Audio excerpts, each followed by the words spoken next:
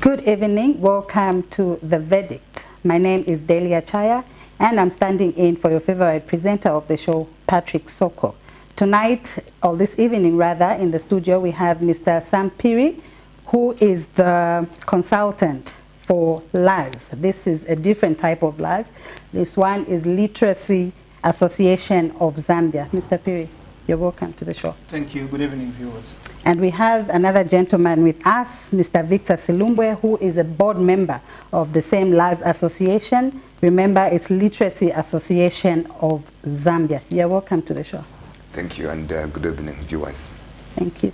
So our topic tonight is, obviously, you know, the verdict is all about governance issues. So the two gentlemen here would help us understand the role of literacy in the context of governance. Mr. Phiri, I think I'll start with you. We can't go straight into talking about governance without talking about the former president, the late Dr. David Kenneth Kaunda. He's the one that fought for our independence that we're fighting for now. Just in a few words, what does it mean to you? What did he mean to you? Thank you so much. We all know that Dr. Kenneth Kaunda was an educationist.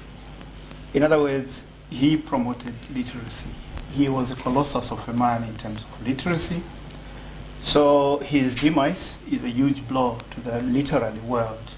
But at the same time, in celebrating his legacy, we ought to do everything that we can to advance literacy. So to us, he still remains an iconic figure in the literary world. All right. Would you care to perhaps also talk about, well, a lot of people say that he was a very strong, principled man. He laid very strong foundations. He's a man who believed in whatever he thought was right, like living according to the Ten Commandments. I heard someone say something like that. What do you think was his vision when he really pushed for inter-provincial postings, where he would post people, move them around? Was it one Zambia, one nation, one man, one woman? What do you think was his vision behind that? With no doubt at all, he had a vision of a united country. And he knew from the very beginning that it's only in unity and stability that a country could develop. He did recognize that the country had such a mosaic of tribes. And he knew it was not a very simple task to unite the country. So the intermarriages that he promoted were designed to make tribes less an issue and also to accept one another as one. Not only did he promote intermarriages, he made sure that his government was representative, meaning he had leaders from all the corners of the country, and he actually even used to call it tribal balancing. It worked. It really worked, to a point where even though we now can see a bit of divisions, somehow when you sit down and try and desegregate or discriminate others on the basis of tribe, you then start asking yourself, but what tribe am I? So several of our friends are a mosaic in themselves. They have Lenje parents, grandfathers came from up north, and they are a hybrid, so to speak, and it's all because of Kenneth Kaunda. So his vision really was of a united country. All right, so would you say, or do you think Zambia is actually living his dream, like the vision that he had for the country when he did all these things? Just to give it context, Zambia is a third world country. We're still one of the top poorest countries in the world, yet we are harboring a lot of refugees. I think it is the late Dr. Kenneth Kaunda that started all this. Do you think Zambia is literally living his dream, or did we lose it somewhere? To a large extent, I would say yes. But at the same time, peace and stability are not things that can be taken for granted. There are countries that have gone up in flames, which we never thought would ever go in flames. Do not forget of the civil strife and violence that erupted in Kenya, a country that we all looked up to. Rwanda is another typical example. Hitherto, it was very peaceful before the genocide. We know what happened during the genocide. There are many other examples. There has been wars that have been fought, and they all started from very, very mundane situations, and they escalate. So the manner in which we are progressing in the country today, it is reminiscent of so many countries that have gone up in flames. If we are not careful, the peace that we are enjoying now can, in fact, elude us and become just like any other country that has gone into civil strife. All right, very detailed, and may his soul rest in peace. We lost yet another big member to the Zambian family, Her Lordship, the Chief Justice, Madam Irene Mambilima. What has Zambia lost in her? Indeed, yet another very great name. She was an illuminary in terms of literacy. She became Chief Justice not overnight. She was prepared for it. She went to school. She became a lawyer. And all that, below all that is literacy. So we have lost yet another literacy guru. So really, the country is mourning, and mourning with very big names. All right, thank you very much for that. We will go for a short break and more when we come back. Camnet TV is here to entertain, educate and inform you. Catch Rise and Thrive at 0730 hours every Saturday. Fresh and new praise and worship comes Monday to Friday at 8 hours.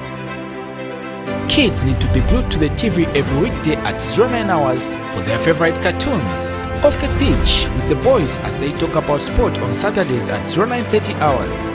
Remember, we are also here to entertain you with our different varieties of movies every weekday at 10 hours. Join Pastor Victoria and Moses Chilua with Healing Word Ministries International Church live sermon every Sunday at 10 hours. Katamanda brings to you another journey of gospel ministers on Saturdays at 10:30 hours. The verdict comes to your screens at 17:45 hours. Join the Revival Harvest Church every Sunday at 18:30 hours. Every Monday to Saturday, join us on the news desk at 12 hours as we bring to you the midday news, and at 19:30 hours Central African time every day for the main bulletin. The ministry with Pastor Moses Chilua comes every Friday at 20:45 hours. On Mondays, it's your favorite national matters at 20:45 hours.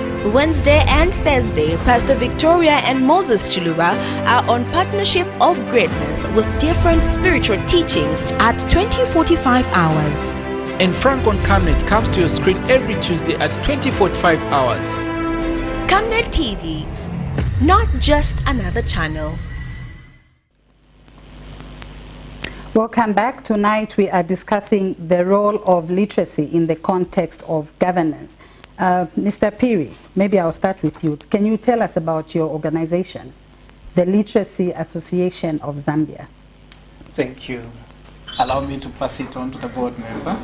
Thank you. Yeah, the Literacy Association of Zambia came into being in the early 2000s.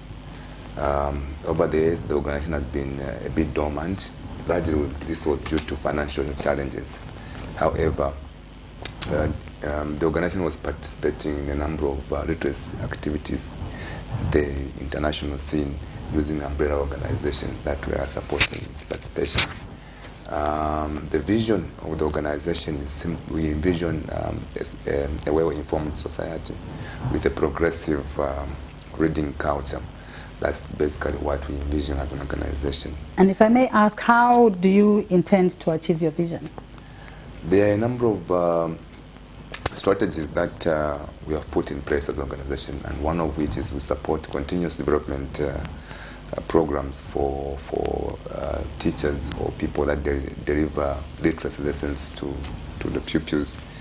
And we also promote research and policy analysis in the area of literacy. In addition to that, we are also promoting linkages amongst various stakeholders in literacy in the country. And we are part and parcel of the wider network of reading associations or literacy associations that are existing outside Zambia. We are also promoting best practices or promising practices, as well as emerging issues in the areas of literacy in the country. These strategies are the ones that have been lined up to ensure that we achieve our vision. And I must mention that our mission statement is simply to initiate, publicize, and coordinate the literacy programs in the country. So basically, this is what we are doing as an organization. All right, thank you for that. If I may ask, who are your funders? Are you working with government? Do you receive donor funding? Basically, this is a member-driven organization, and we are in the process of mobilizing resources to help fully operationalize the organization. But apparently, we are affiliated to the International Reading Association that is headquartered in the USA, that has been able to provide operational costs here and there for the organization to thrive in the country. All right, thank you for that. Mr. Phiri, maybe I'll throw this one to you. Perhaps could you tell our viewers what literacy is? Thank you. If you allow me a little latitude, I will give a historic perspective of literacy and come down to the present-day understanding of literacy. We can conveniently divide literacy periods into two, 1950 and going backwards, and 1950 coming towards our present day today. So before the 1950s, literacy was understood as alphabetic literacy, meaning the recognition of letters and words. So that was the understanding. So a definition of literacy then was ability to read and write, and be able to also understand simple sentences. That was literacy. But beyond the 1950s, researchers and scholars and anthropologists started widening the concept of literacy. So we started seeing terms like functional literacy being popularized. We also started seeing different versions of literacy. For instance, in 2003, the National Assessment of Adult Education in the USA included quantitative literacy, which perhaps could be understood here as numeracy, with its offshoots of financial literacy and all.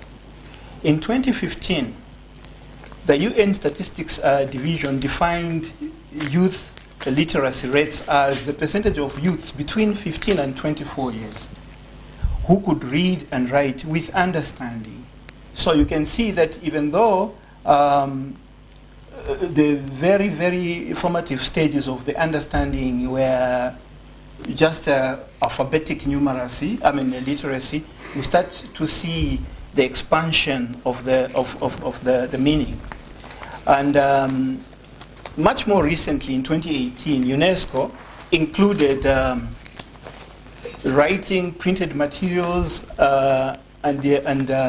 in varying contexts, and also defined literacy as the ability to identify, understand, interpret, create, communicate, compute using even gadgets. So this also started leading us towards the digital literacy. So it became broader and broader. But I'm much more comfortable with the definition that is given by the International Literacy Association, to which the Literacy Association of Zambia is affiliated.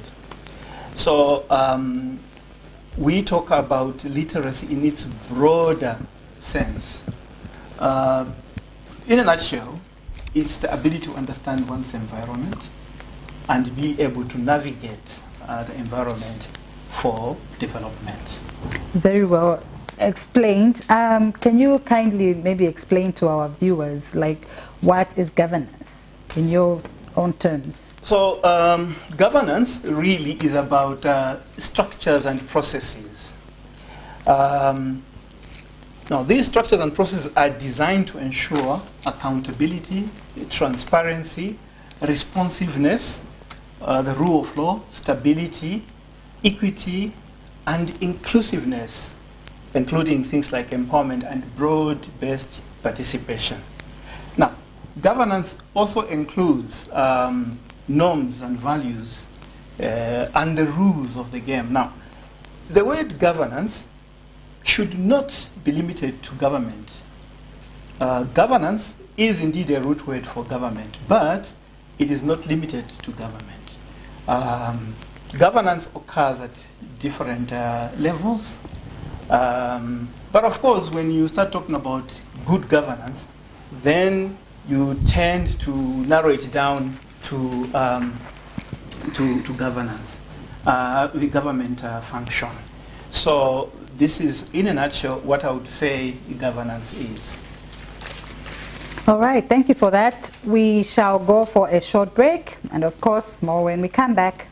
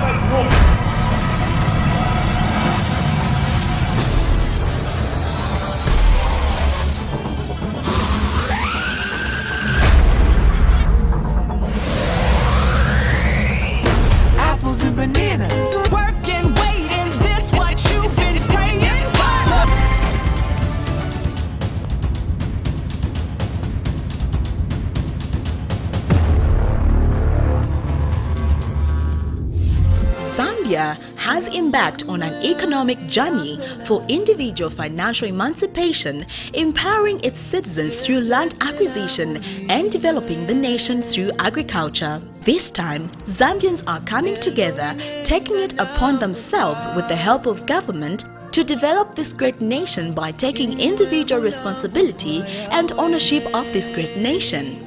The economic revolution has started. There are thousands of Zambians with a can-do mindset who are resolute, unstoppable, full of confidence and conviction that Zambia's set time of favor for development is now. Don't be left out. This could be the time you have been waiting for. Camnet Television, in conjunction with the United Agrivision Consultancy Limited, will be hosting a national conference on becoming a millionaire through agriculture. Date 1st October and 2nd October 2021. Charges 750 kwacha per person per day, that includes lunch. A limited number of participants through Zoom have also been reserved. You can also be part of the conference from the comfort of your home by registering online via Zoom, joining the people who were born for greatness. Charges for participation via Zoom are only 300 kwacha per person.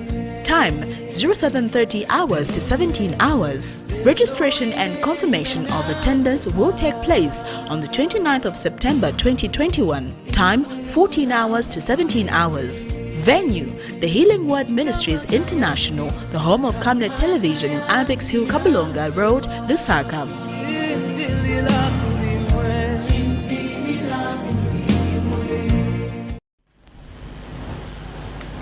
Welcome back. This is The Verdict. In case you have just joined us, tonight we are discussing the role of literacy in governance. That's in the context of governance. I have in the studios with me Mr. Sam Phiri, who is the consultant for the Literacy Association of Zambia, LAZ, Literacy Association of Zambia, and Mr. Silumbwe, who is Victor Silumbwe, who is a board member of LAS. Mr. Phiri, would you perhaps, just a general question, is it true that literacy started or originated from Africa? Thank you so much for that question. A very interesting question. I know that it's premised on our knowledge of the hieroglyphics that we know came from Egypt. But in the year 3500 before our Common Era, BCE, some form of writing was recorded or noticed in the southern part of Mesopotamia in a place called Sumer.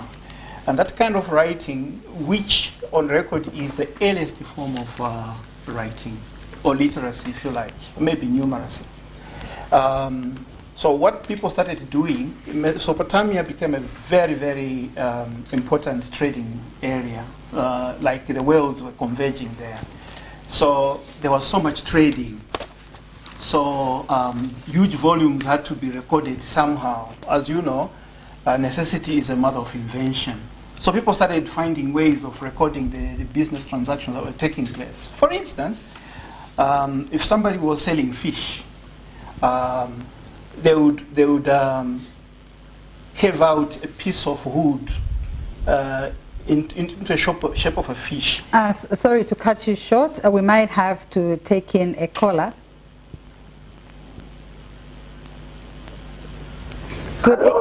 Hello, good evening. You are through to the verdict. May I know your name and where you're calling us from?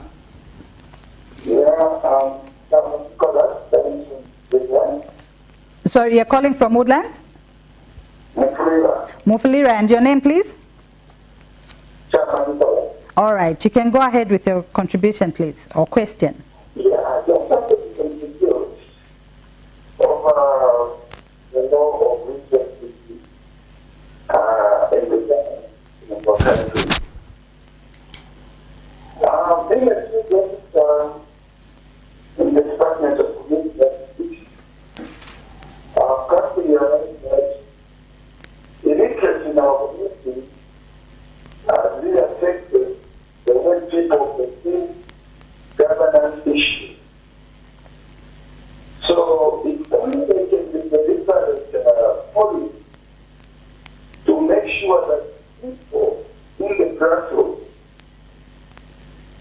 are literate enough to understand government. So that governance issue is differentiated to authority. Because when you talk of governance issues in the communities, they attribute political inclination. So we need to change the people so that the best governance issues are their managed. And they should also take their role in this issue like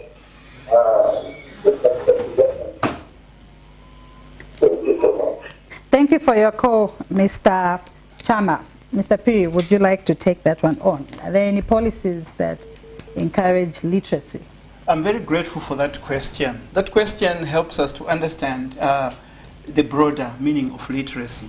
So when people do not understand their roles and responsibilities as citizens, we can safely say they have civic illiteracy. They are not civic literate. Thank you. Maybe as you answer that question, you may also, I guess it's in line with the question, you may also answer if literacy is a governance issue. That was going to be my next question. It is a governance issue. I would have loved to approach it a little later, all right, though the question has come, so allow me to perhaps start already getting there. Governance, literacy is indeed a governance issue. But before I do that, let me just finish his question. So there is a lot of illiteracy, civic illiteracy. I'll give a very basic understanding of literacy, rather civics in Zambia.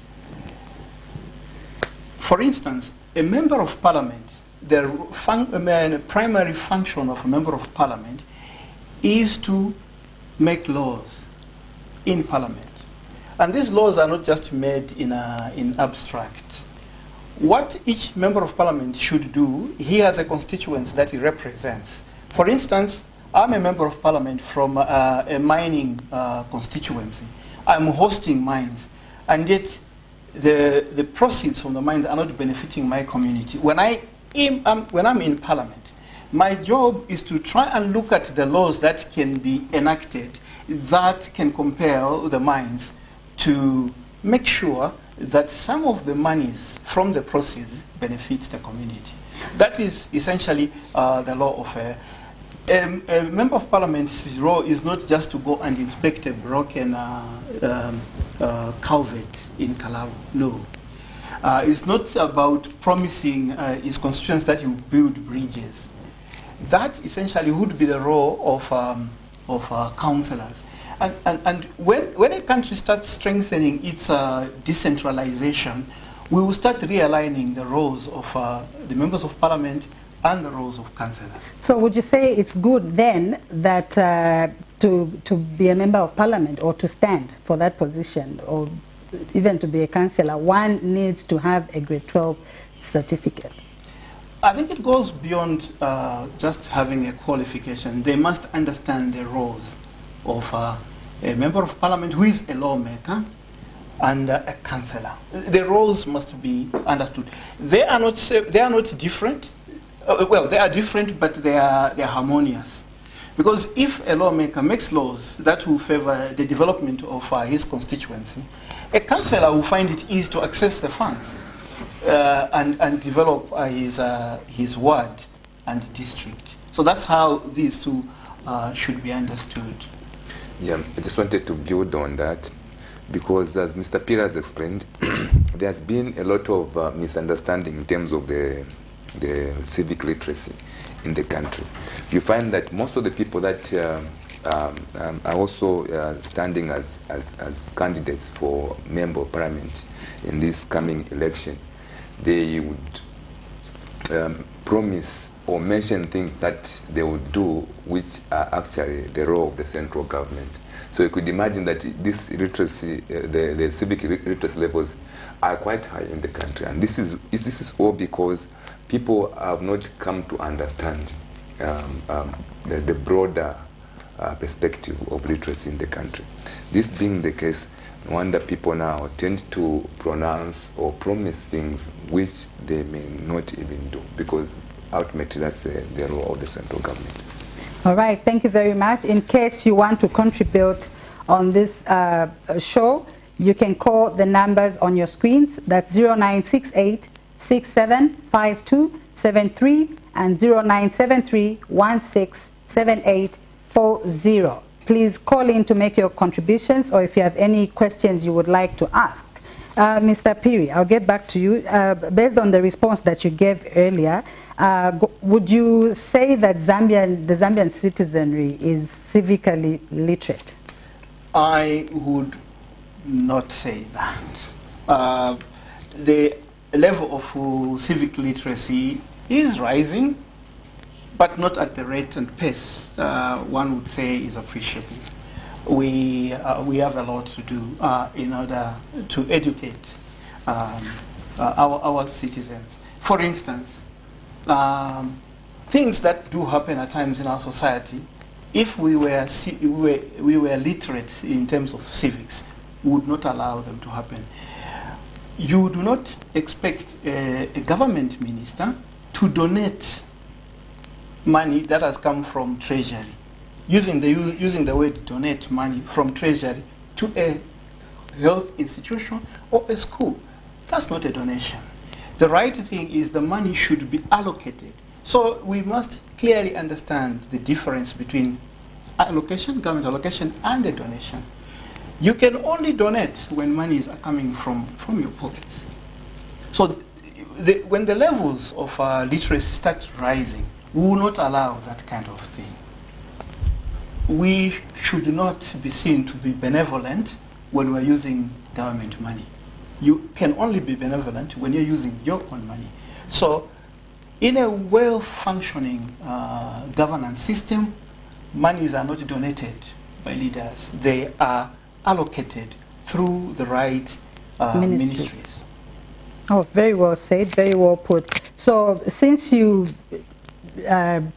just said you do not believe that Zambians, the Zambian citizenry, is civically literate, and you are the consultant, board member, what is LAZ, the Literacy Association of Zambia, doing about that? Yeah, before I I build on your question, I just want to add to what Mr. Peter has mentioned in terms of this civic literacy in the country. Part of the characteristics of good governance include participation in the governance systems of the country. It also includes transparency, accountability, as well as equity and inclusiveness in the governance systems. So if you look at these characteristics clearly as Mr. P defined governance, you would find that there are a lot of limitations as a country in which we are... Sorry, I might have to cut you short. You're through to the verdict. Hello? Good evening. Good evening, thank you. Your name and where you're calling us from, please? I'm Zlani Bernard, calling you from Kasempa. From Kasempa. Yes. Thank you for your call, Mr. Brian. Your contribution or question, please? Yeah, I've loved the topic and the contribution by the two big men. Yeah. Thank you for that. I want to add also that it's very true. But that one will say that the candidates, starting from the councillor, make a lot of mistakes. That is even the MP, where they say they're going to do this, to do that. Most of the things that they mention are those that can be done by the central government. So with that education, I think you have to ponder so much on that education so that the councillor should know his line when campaigning. And then the MP also knows the line of his campaign, leaving everything that can be done by the central government. That was a very good and educated topic that you brought before us. Thank you, Madam Ansari. Thank you very much. Thank you for your contribution. Mr. Piri, the gentleman is happy with the response you gave. So clearly, LAZ, Literacy Association of Zambia, is quite a good deal to the country. But again, I would love to know what is LAZ doing about the same problems that you mentioned. Yes, thank you so much. I would like right now to draw a little line between governance proper and literacy. Though at some point I would like to discuss the relevance of literacy in the context of governance. So the Literacy Association of Zambia is not a governance organization. No. We are here because we just recognize the role of literacy in governance, and we also know that literacy is in fact a right. Why is it a right? It is a right because literacy is at the core of education. A right is a need. Just like food, we don't want food. When you say you want something, it means you can do without it. I want a pizza, but I can do without pizza. I need food to live. So for a person to subsist, to develop, he or she needs to be equipped with skills to understand his environment, and that in itself means literacy. Now, why are we saying it's a right and not just a need?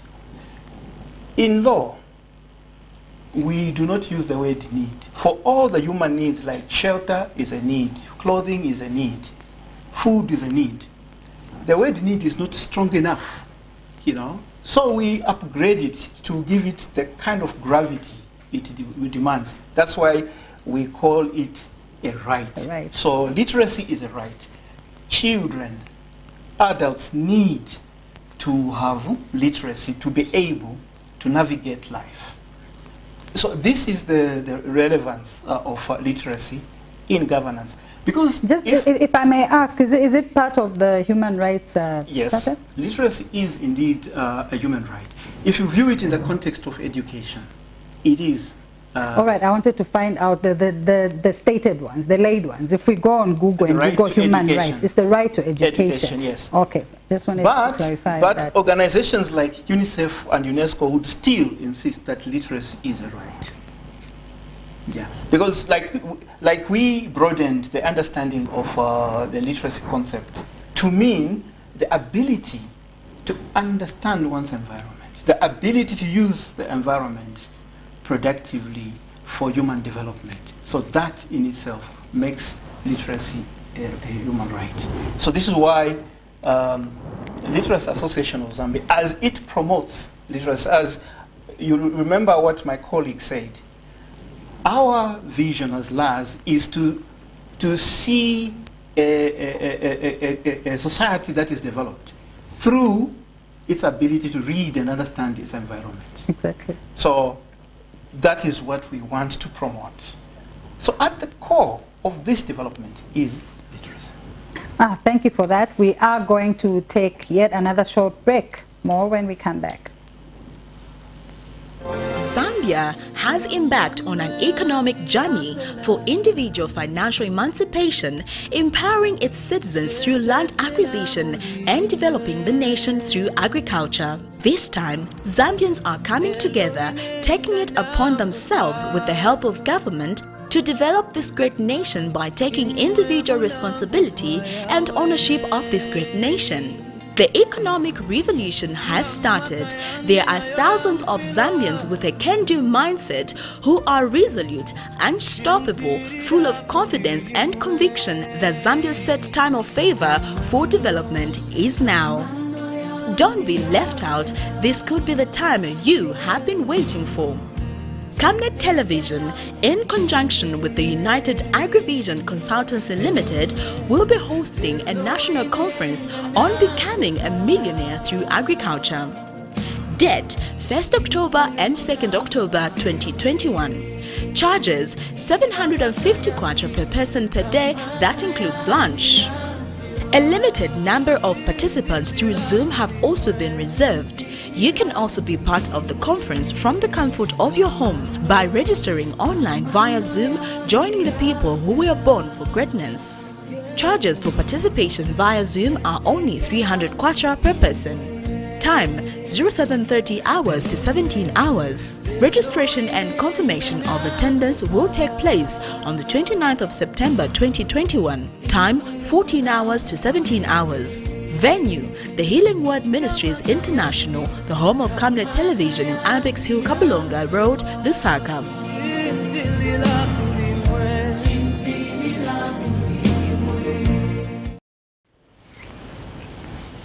Thank you for staying with us, Mr. Piri. Just to save time, I'll allow you to continue with the question I'd asked earlier. What is LAS doing about civic literacy, and if there is none, civic illiteracy? Right. So before we come to civic literacy, I would like to basically focus on literacy. Like we have already said, we've understood literacy in its very broad sense. So we want a young child to be able to read and write. Why? Because when they start reading and writing on their own, they will be able to understand the environment better. So building on that literacy, things would naturally fall in. Like, so what are my roles in society? What are my responsibilities? Now, that is how civic education comes in. And this is a non-starter to somebody that has not had any literacy. An illiterate would not know that citizens have roles and responsibilities. So literacy is the foundation upon everything that is ever built. Technological advancement, science, and all are all based on literacy. So when you are encouraging citizens to know how to read and write, but beyond that, to develop a culture of reading, there are a lot of people that can read and write who do not read. There is a saying that goes, if you want to hide anything from an African, put it in a book. It may look funny, but it is true. We do not read. We have a very poor reading culture. The moment we start reading, and reading to understand, we will learn, and our civic literacy will improve. We will not be fooled. There was, in the recent past, so much debate on Bill 10, for instance.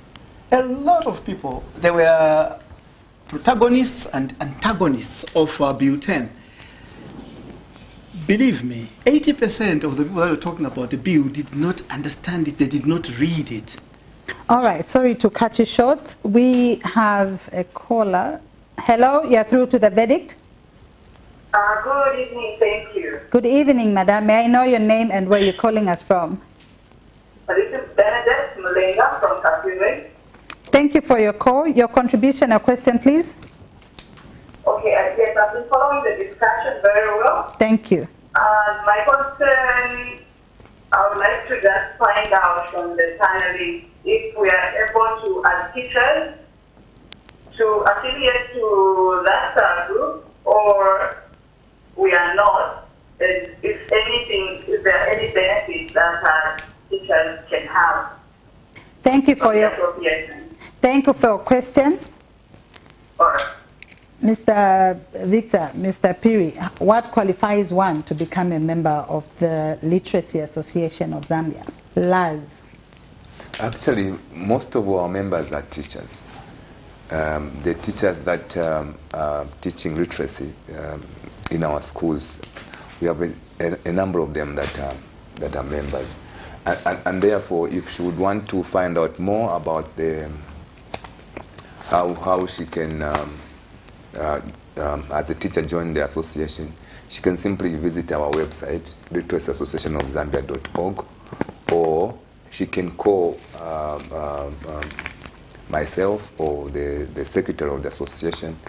I can give her a number. My number is 0977-339999, so that I can ensure her that she accesses the forms and she becomes a member of the association. And we want to appeal to other people that have got the passion for literacy in the country to come forward so that we work together and improve the literacy levels in the country. As you are aware, one of our mandates is to ensure that we network with like-minded stakeholders so that we are able to promote literacy in the country. All right, Ms. Benedict Mulenga, thank you for your call once again. You can actually call the numbers on the screen as well. In case you didn't get his number, you can call Camnet TV and ask for the contact details of the Literacy Association of Zambia, and we'll be happy to give you their phone numbers as well.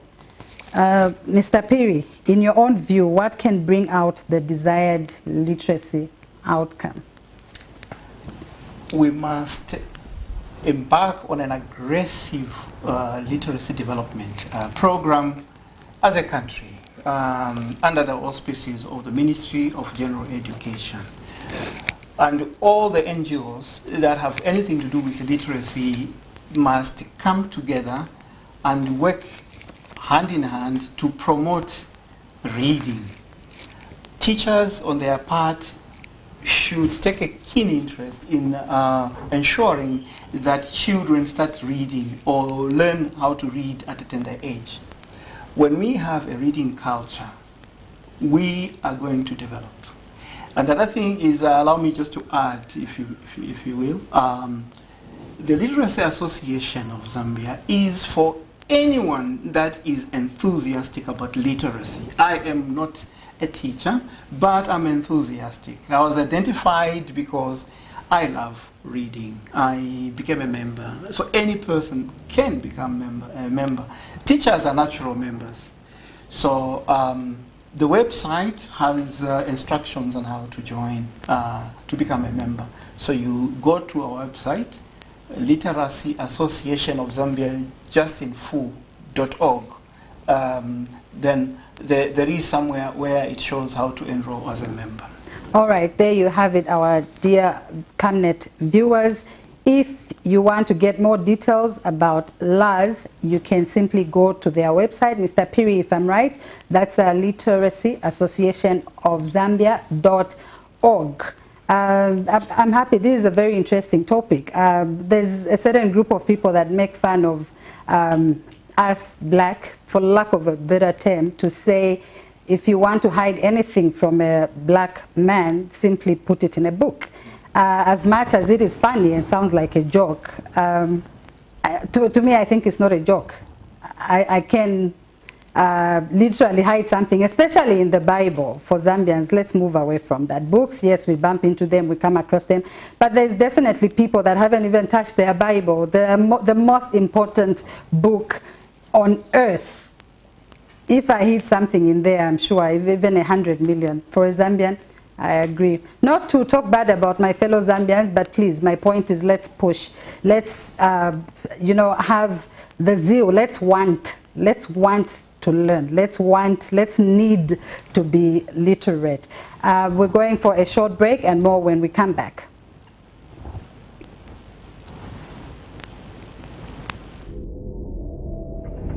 Camnet TV is here to entertain, educate and inform you. Catch Rise and Thrive at 0730 hours every Saturday. Fresh and new praise and worship comes Monday to Friday at 8 hours. Kids need to be glued to the TV every weekday at 09 hours for their favorite cartoons. Off the pitch with the boys as they talk about sport on Saturdays at 0930 hours. Remember, we are also here to entertain you with our different varieties of movies every weekday at 10 hours. Join Pastor Victoria and Moses Chuluba with Healing Word Ministries International Church live sermon every Sunday at 10 hours. Katamanda brings to you another journey of gospel ministers on Saturdays at 10:30 hours. The verdict comes to your screens at 17:45 hours. Join the Revival Harvest Church every Sunday at 18:30 hours. Every Monday to Saturday, join us on the news desk at 12 hours as we bring to you the midday news, and at 19:30 hours Central African time every day for the main bulletin. The ministry with Pastor Moses Chilua comes every Friday at 20:45 hours. On Mondays, it's your favorite national matters at 20:45 hours. Wednesday and Thursday, Pastor Victoria and Moses Chuluba are on Partnership of Greatness with different spiritual teachings at 20:45 hours. And Frank on Camnet comes to your screen every Tuesday at 20:45 hours. Camnet TV, not just another channel. Thank you for staying tuned. Mr. Piri, perhaps I should allow you to finish what you were talking about. You were giving a very important point when you were talking about the historical perspective of literacy. Perhaps you can go ahead. Just to remind the viewers, the question was, is it true that literacy has its origins in Africa? So what I said was about the year 3500 before our Common Era, the earliest forms of writing was recorded in a place called Sumer in the southern part of Mesopotamia. And I'm sure those that did a little bit of history will remember that that kind of writing was later known as cuneiform. So basically it was putting representations of things on a, you get mud, clay, and spread it over. Then if you are selling fish, you want to remember the fish that you are selling. You start imprinting that token fish into the mud. So that was the earliest form of writing. But the problem with that kind of writing, it was just a notation. It did not have what we call phonetic value. But in the year 3200 BCE, as you know, before our Common Era, the counting was such that we're starting from a big number towards a smaller number. A form of writing started emerging in Egypt, which we later learned or knew as hieroglyphics. So that, yes, was the very first kind of literacy that had phonetic value, meaning the characters that they started writing on papyrus were readable and people would pronounce them phonetically, so to speak. For instance, somebody would draw a throne, a chair, with a crown and a staff. So that would mean that the king has been installed. The mere fact that you are reading, it means that the writing has phonetic value. So the earliest kind of literacy that had phonetic value, yes, originated or has its origins in Egypt, and we know it as now hieroglyphics. So it is such a pity that from that kind of a background of literacy, Africa has remained where it is. Those that learnt writing from us have gone way past our civilization. Thank you for that, Mr. Phiri. And just because we are going towards our general elections, now the many elections that I've witnessed in my life, there's always one common problem that I'm sure everyone has observed. People crying foul. There's always that one party saying, no, votes were stolen. Votes were stolen all the time. Is it that we don't learn the system, we don't understand, and that's why we always think people have stolen, people have stolen? Is it a lack of civic education? How does literacy come in? I'm trying to avoid saying, are we not learned enough to understand such things? You're right. There's been a trend over the years, for those of you that could have observed, that in each and every election we have a number of rejected votes in a voting setup, be it maybe rejected and stolen sometimes. I want to restrict myself to the number of rejected votes. Has a bearing on the civic literacy of the community that had participated in the voting.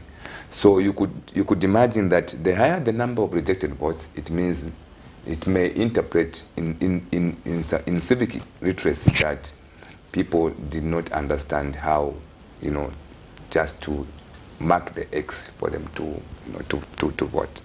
And I also want to marry this aspect, because we're talking about voting. I want us to marry this aspect with valuing of the votes by the voters. Most often than not, you find that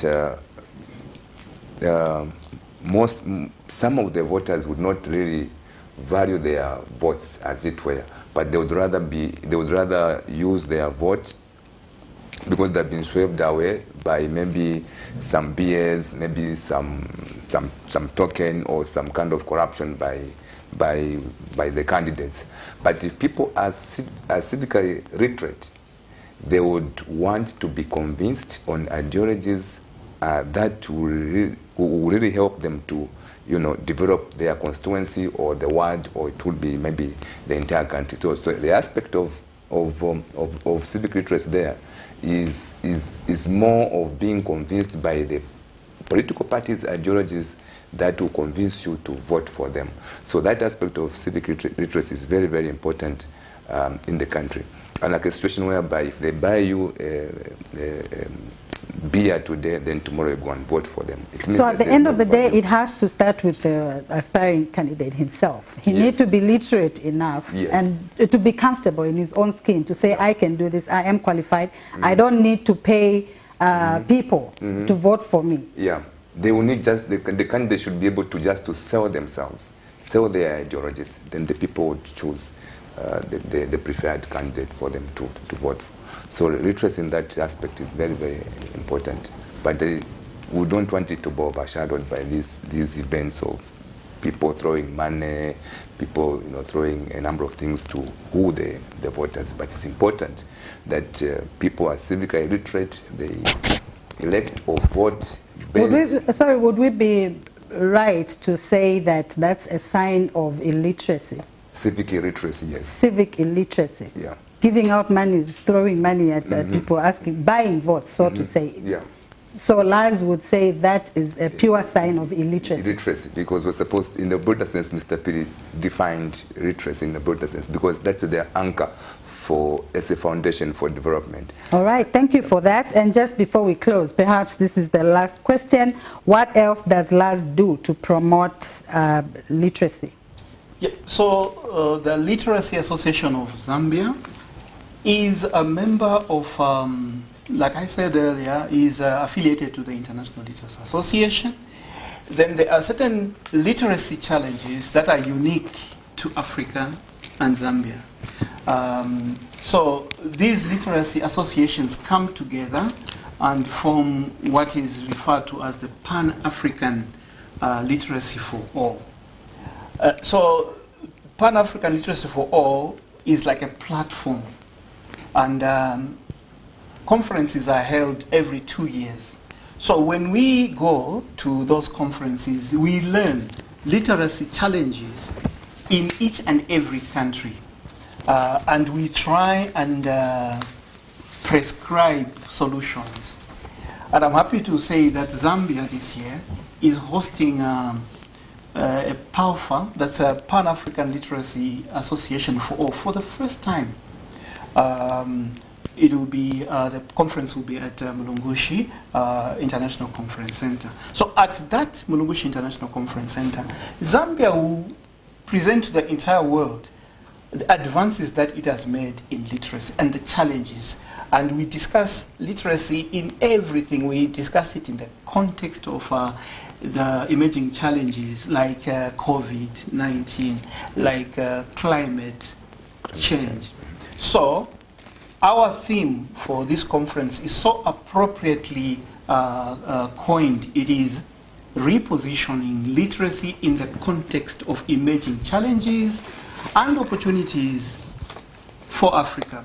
So why are we saying opportunities? We know that despite the many challenges that we have as a continent, as a country, there are a lot of opportunities that we can exploit to mitigate the effects of the challenges. So this is what Lars will be doing this year. So it's a pity this is not our program to advertise, but this is one of the activities that we do as Lars. Wow, thank you very much for coming to the studios. This has been The Verdict. We had Mr. Sam Piri, the consultant for LAS, that's the Literacy Association of Zambia, and of course Mr. Victor Silumbwe, who is the board member. We have come to the end of the program, and just remember, 1930 you have the CAMNET World Main News. 2045, don't forget to join us on Partnership of Greatness with Pastors Victoria and Moses Chiluba. And of course, at 23 hours, we have a repeat of the main news in case you miss it. Thank you very much. Bye-bye.